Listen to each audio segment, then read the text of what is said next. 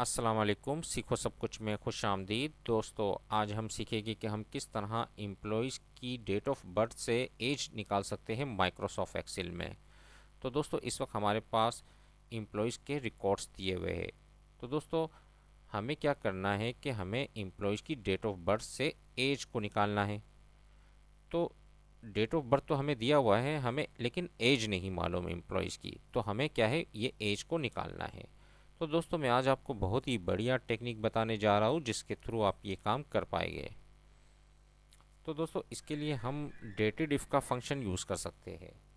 तो आइए इसको यूज़ करके देखते हैं। सबसे पहले आपने टाइप करना है इज इक्वल टू, और आपने टाइप करना होगा डेटेड इफ़। ये फंक्शन शो नहीं होगा, आपने इसको एज इट इज़ टाइप करना होगा डेटेड इफ़। और जैसे ही आप ब्रैकेट को ऑन कराएंगे, उसके बाद आपको सबसे पहले बताना है डेट ऑफ बर्थ या स्टार्टिंग डेट। तो मैंने इसको सिलेक्ट कर लिया, कॉमा। और उसके बाद एंडिंग डेट क्या है, एंडिंग डेट आज की डेट है, तो इसके लिए मैं टुडे का फंक्शन यूज़ करूँगा, TOD।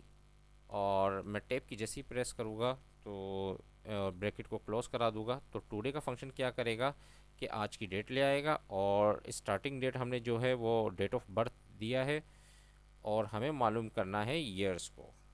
कॉमा लगाकर मैंने कोटेशन में टाइप किया वाई। तो वाई ये जाहिर करता है कि हमें ईयर्स चाहिए। अगर आप M टाइप करेंगे तो मंथ आएगा, अगर आप D टाइप करेंगे तो डेज आएंगे। तो हमें यहाँ वाई टाइप करना है, और जैसे ही मैं इंटर करूँगा तो देखेंगे कि आप ईयर आ गया, यानी कि 36 ईयर्स। जो एम्प्लॉय फरहान है, उसकी उम्र जो है वो 36 है। इस तरह मैं इसको ड्रैग कर नीचे की जानिब लाऊंगा या डबल क्लिक करूँगा तो आप देखेंगे कि तमाम एम्प्लॉयज़ की जो एज है वो यहाँ डिस्प्ले हो गई।